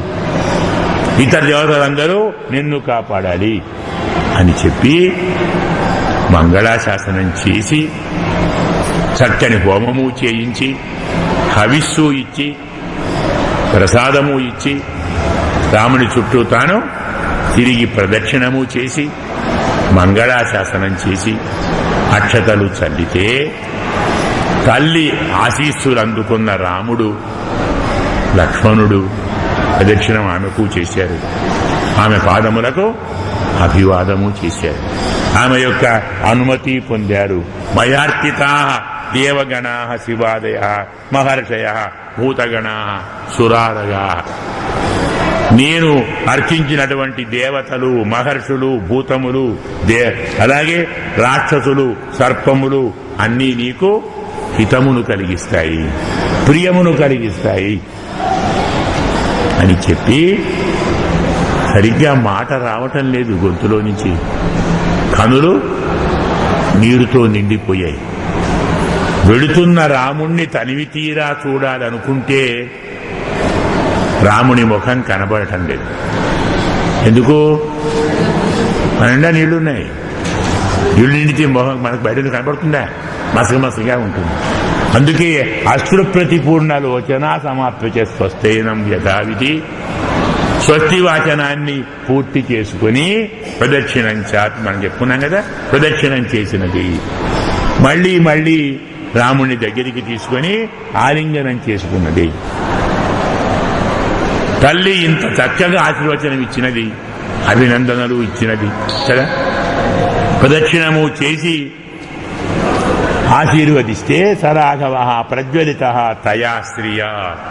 తల్లి ఇచ్చిన తేజస్సుతో రాముడు మరి కాస్త వెలుగొందాడు. ప్రజ్వలిత బాగా ప్రకాశించాడు. యజ్ఞం చేసింది కదా, హవిస్సు ఇచ్చినది, ఆశీర్వచనము ఇచ్చినది. అతను వెలిగిపోయాడు. తల్లి ఆజ్ఞను తీసుకుని తల్లికి నమస్కారం చేసుకుని అభివాద్యత కౌసల్యాం రామ సంప్రస్థితో వనం. ఇక నేను అడవికి బయలుదేరి వెళతానని చెప్పి రాముడు బయలుదేరాడు. వారందరినీ సంతోషింపచేస్తూ ఇంకో డ్యూటీ ఉంది కదా, ఎక్కడికి పోవాలి? భార్య దగ్గరికి వెళ్ళాలి. మరి ఆమెకు చెప్పాలి, పోయి వెళ్ళొస్తానని చెప్పాలి కదా. మరి అందుకే సీతమ్మ అంతఃపురానికి వెళ్ళాడు. తదేవ హృది సత్యాశ్చయవరాజ్యాభిషేచనం. పాపం ఆమె మరీ అమాయకురాలు. ఏమనుకుంటున్నది? నా భర్త యువరాజు అవుతున్నాడు, పట్టాభిషేకం జరుగుతుంది, త్వరగా వస్తాడు, నన్ను తీసుకొని పోతాడు, నేను మహారాణి యువరాణిగా ఉంటాను కలలు అంటుంది. పాపం ఆ స్వస్తి వాచనాలనే ఆమె ఆలోచిస్తూ ఉంది. ఇలా ఆలోచిస్తూ ఉండగా రాముడు అంతఃపురానికి ప్రవేశించాడు. అప్పటిదాకా స్థిరంగా, గంభీరంగా, సంతోషంగా, నిర్వికారంగా ఉన్న రాముడు సీత ముఖాన్ని చూచే వరకు తట్టుకోలేకపోయాడు. ఒక్కసారి దీనుడైపోయాడు. ముఖంలో విషాదం కనపడింది. అంటే శోక సంతప్తుడు, దీనుడు, తల వంచుకొని లోపలికి వచ్చాడు. ఎన్నడూ భర్తలా లేడు. తాను రాముణ్ణి చాలాసార్లు చూచింది. ఎప్పుడూ ఆనందంగా ఉంటాడు, నలుగురిని ఆనందింపచేస్తాడు, ధైర్యంగా ఉంటాడు, ప్రసన్నంగా ఉంటాడు. దిగులు ఆయనకెక్కడిది? నువ్వు కొత్తగా ముఖం తల కిందికేసుకొని విచారంగా దీనంగా ఉండి ఈయన వస్తున్నాడు. ఏమిటి, ఏం జరిగింది? అలాంటి రాముణ్ణి చూచి కలత చెందింది సీతమ్మ. ఏమయ్యా ఇలా ఉన్నావేమిటి? ఇప్పుడు ఇలా ఉండాలా? ఇదేం సమయం? మరి కొద్దిసేపట్లో నీకు యవరాజ్య పట్టాభిషేకం జరగాలి కదా. అద్య బృహస్పత శ్రీమాన్ పుష్యమీ నక్షత్రం రాబోతూ ఉంది కదా. బ్రాహ్మణులు నీకు ఆశీర్వచనం చెయ్యటం లేదా? మంత్రపూత జలమును ఇవ్వటం లేదా? నీ శిరస్సున తెల్లటి ఛత్రం ఎందుకు లేదు? చామరాలు నీ పక్కన ఎందుకు వీధుట లేదు? త్వరలో రాజువు కాబోతున్నవాడు ఇలా ఎలా ఉంటావయ్యా? నీ వెంట పరిజనం ఉండాలి, పరివారం ఉండాలి, అందరూ నీ వెంట రావాలి. భద్ర గజం నీ ముందర ఉండాలి, భద్ర రథం నీ ముందర ఉండాలి. ఏనుగు లేదు, రథము లేదు, గుర్రములు లేవు, పరివారము లేదు. నీవు చింతాక్రాంతులవై ఉన్నావు. ఏమిటి కారణము? పట్టాభిషేకం చేసుకునేటువంటి రాజపుత్రుడు ఇలా ఉంటాడు. అసలు ఏ ఆడంబరాలు లేవు, ఏ ఆర్భాటాలు లేవు, ఏ ఉత్సవాలు లేవు. ఎందుకు ఇలా ఉన్నావు? ఆమె అడిగేసరికి మరి కాస్త రాముడు తన మనస్సులోని విషాదాన్ని ఆపుకోలేక శృణు జానకి ఏనేదం క్రమేణ అద్యాగతం మమా, విను, నేనెందుకు ఇలా అయ్యానో విను, దీని క్రమం చెబుతున్నాను. రాజ్ఞా సత్యప్రతిజ్ఞేన పిత్ర దశరథేనచ. మహారాజు గారు పూర్వకాలం మా అమ్మగారికి 2 వరాలు ఇచ్చారు.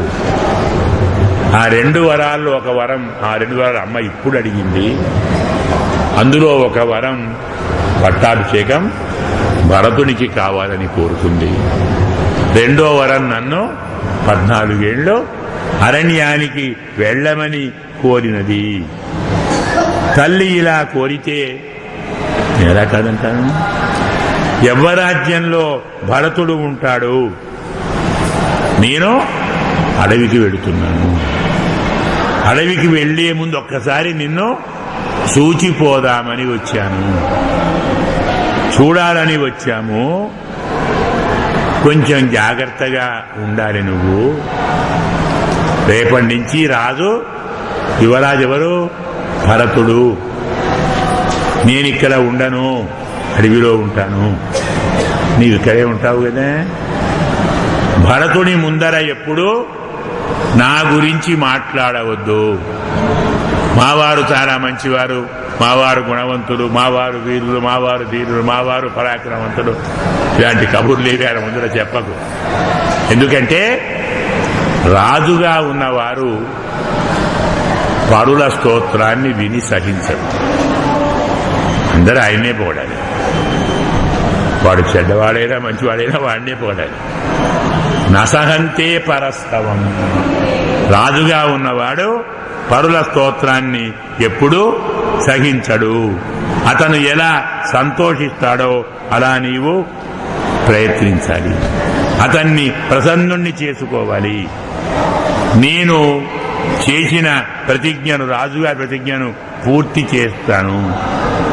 అరణ్యానికి ఈ రోజే వెళుతాను.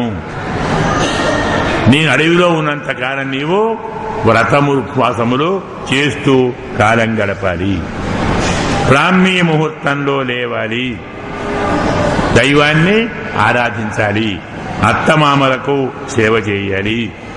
ముఖ్యంగా మా అమ్మ కౌసల్య నేను లేకుండా విచారంతో ఉంటుంది. ఆమెకు ఆ విచారాన్ని గుర్తు లేకుండా చూడాలి. నన్ను అడవికి పంపారన్న కోపం మా నాన్న మీద అమ్మ మీద కానీ చూపొద్దు. ధర్మాన్ని నీవు మనస్సులో ఉంచుకొని వారిని సేవించు. నిత్యము పాదవందనం చేసి నమస్కరించు. స్నేహంతో, ప్రణయంతో, ప్రీతితో వారి దగ్గర వ్యవహరించు. సోదరుల్లాగా, పుత్రుల్లాగా నా తమ్ములను నీవు సంభావించు. భరతశత్రువులు ఉన్నారే ఇద్దరు, నాకు ప్రాణం కంటే ప్రియతములు. అలాంటి వారిని నీవు నీ పుత్రుల్లాగా వారిని సంపాదించి చూడు. వారికెప్పుడు అప్రియం చేయటానికి ప్రయత్నించకు. వారికి అప్రియం చేస్తే నాకు అప్రియం చేసినట్టే. మరి నా ప్రాణం. కాబట్టి వారి దగ్గర జాగ్రత్తగా ఉండు. రాజును శీలంతో, వినయంతో, ధర్మంతో సేవిస్తే సంతోషిస్తారు. అడిగిన వాడినన్నీ ప్రసాదిస్తారు. రాజులు సమర్థులను స్వీకరిస్తారు, అసమర్థులను విడిచిపెడతారు. విప్రియంగా మాట్లాడిన వారిని ద్వేషిస్తారు, ప్రియంగా మాట్లాడితే స్వీకరిస్తారు. ఈ ధర్మాన్ని మనసులో పెట్టుకొని వ్యవహరించు. అహం గమిష్యామి మహావనం ప్రియే త్వయాహి వస్తవ్యం ఇహైవ భామిని. ప్రియురాలా, నేను అరణ్యానికి వెళుతున్నాను, నీవు ఇక్కడే ఉండాలి. నీ వల్ల ఎవరికీ ఎలాంటి అపకారం జరగకుండా నీవు ఇక్కడ ఈ 14 సంవత్సరాలు ఉండాలి. నా మాటను నీవు ఆచరించాలి. రామచంద్రుడు చెప్పాడు. సీతమ్మ కొత్తగా వింటున్నది రాముడి మాటలు. ఇలా కూడా మాట్లాడతాడా రాముడు? చాలా బాగుంది ఇది అనుకున్న సీతమ్మ ప్రణయాదేవ సంక్రుద్ధ, ప్రేమతో కోపం వచ్చేసింది ఆమె. ఇది ప్రణయ కోపం అంటారు. కోపం కాదు, ప్రణయ కలహం ఒకటి ఉంటుంది కదా, ప్రేమతో కోపం.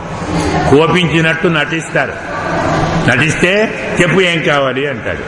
కోపం అంటే ఇలాంటి ప్రణయ కోపంతో ఆమె కిమిదం భాషతే రామ వాక్యం లఘుతయా ధ్రువం. ఏమిటయ్యా నువ్వు ఇలా మాట్లాడుతున్నావు? ఇలా కూడా మాట్లాడతావా? ఇంత చులకనగా మాట్లాడతావా? ఇలా మాట్లాడతావా? ఎవడు నువ్వు కోరుతున్నావు? వీరులు, రాజపుత్రులు, శస్త్రాస్త్రములు తెలిసిన వారు, శాస్త్రములు తెలిసిన వారు ఇలా మాట్లాడరే? లోకంలో అందరికీ ఒక ధర్మం తెలుసు, అది నీకు తెలియదా?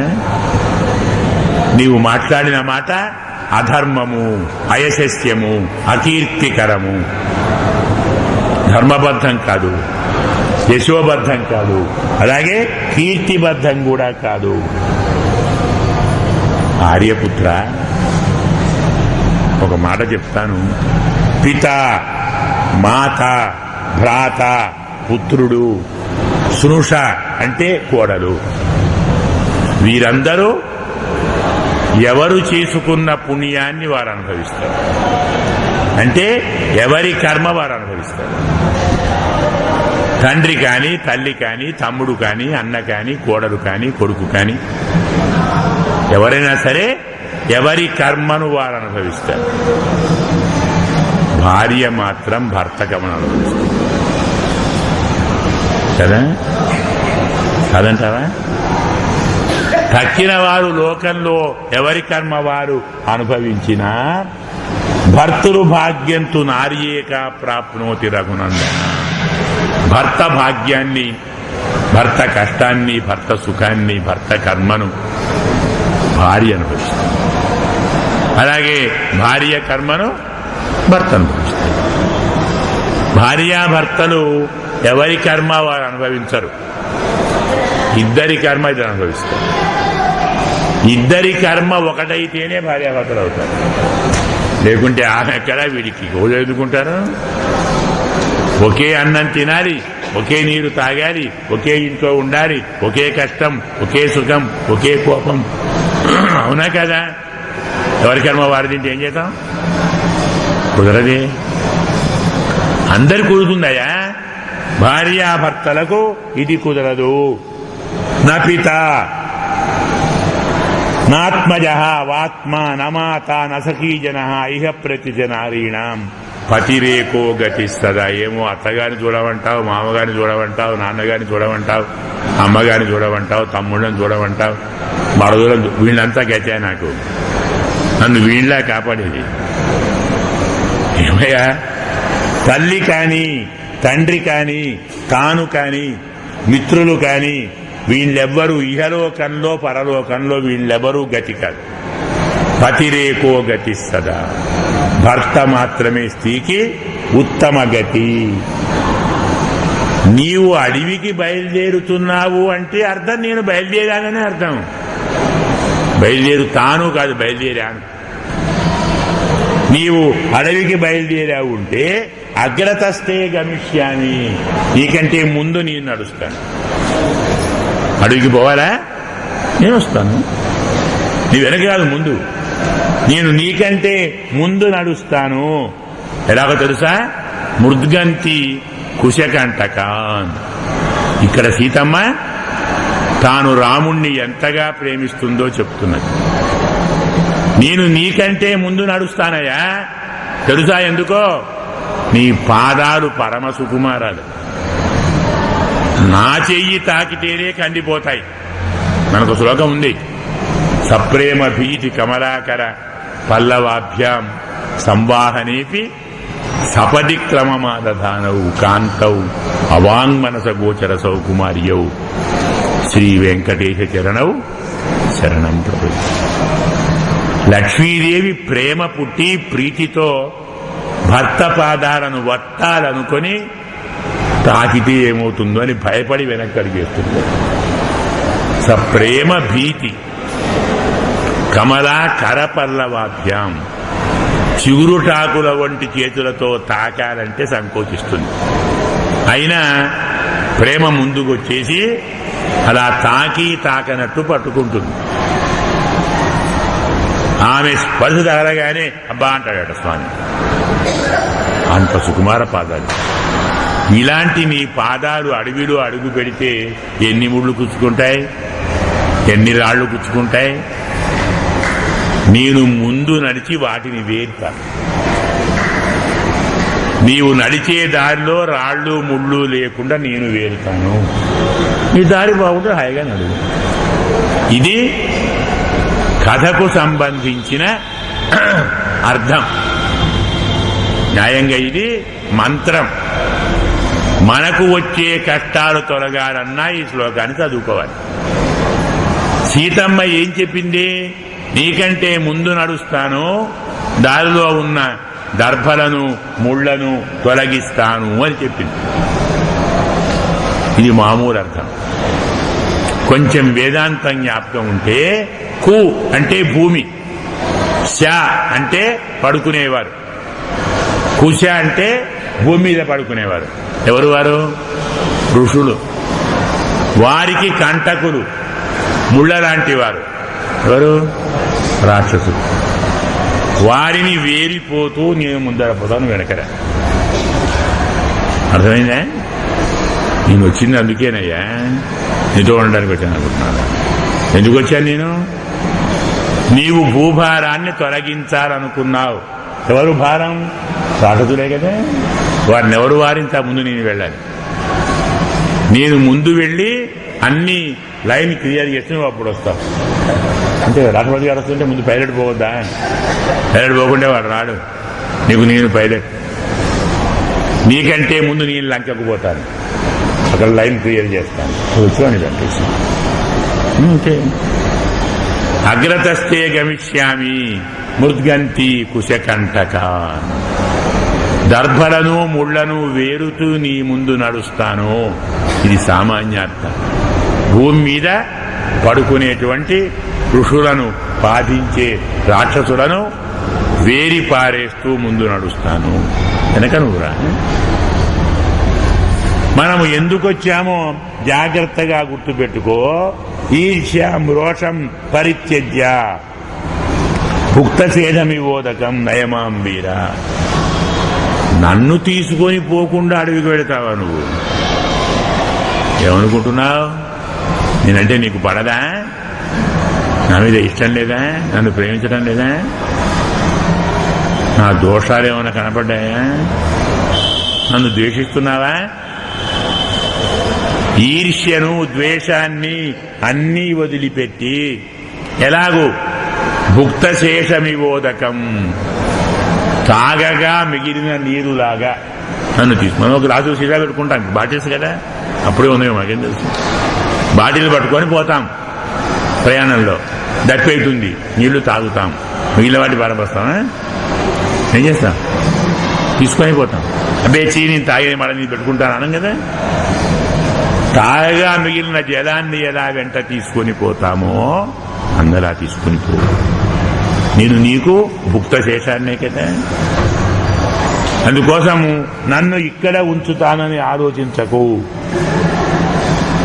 అడవిలో నేను బాధపడతాననుకుంటున్నావా? భవనాలలో, విమానములలో, ఆకాశ మార్గములో ఎక్కడ ఉన్నానన్నది ప్రధానం కాదు. అన్నిటికంటే గొప్పది భర్త నీడ. భర్త పాదాల వెంట నడిస్తే భవనాలపై నడిచినట్టే, విమానాల్లో నడిచినట్టే. అన్ని సుఖాలు భర్త పాదఛాయలో ఉంటాయి. నేను నీ వెంట ఉంటానయ్యా, నన్ను ఇక్కడ ఉంచుతానంటావేమిటి? ఇంకో మాట, భర్త దగ్గర ఎలా ఉండాలో నాకు చిన్నప్పుడు మా అమ్మ నాన్న చెప్పారు. ఇప్పుడు నువ్వు చెప్పవలసిన పని లేదు, నాకు ఎప్పుడో తెలుసు. అంతేకాదు జ్యోతిష్ శాస్త్రవేత్తలు నాకు వనవాసం ఉందని చెప్పారు. ఎప్పుడానే చూస్తున్నాను. త్వరగా పోదాం పదయ్యా, ఎందుకు వచ్చిన బాధ. ఇది కొత్తదేం కాదు, జాతకం చూపించుకున్నాను అప్పుడే. నీకు వనవాసం ఉంది అని చెప్పారు, పదా బయలుదేరుతాం అంటే నేను ముందే రెడీ అయి ఉన్నాను వనవాసానికి. నేను బాధపడేదాన్ని కాదు, నిరంతరం నిన్ను సేవిస్తూ ఉంటాను. అరణ్యంలో సుఖంగా ఉంటాను. నాన్నగారి ఇంట్లో ఎంత బాగా అంత బాగా ఉంటాను. పక్కన నువ్వు ఉంటే నాకేమిటి భయము? నీ దగ్గర అన్ని ఆనందాలు పొందుతాను. నీవు అడిగిన వారందరి కోరికలు తీరుస్తావట కదా, నా కోరిక తీరుస్తావా? ఎవరెవరో అడిగితే తీరుస్తావా? నేను బాగా అడిగితే తీరుస్తావా? అసలు నా కోరిక తీర్చవా నేను అడగాలా?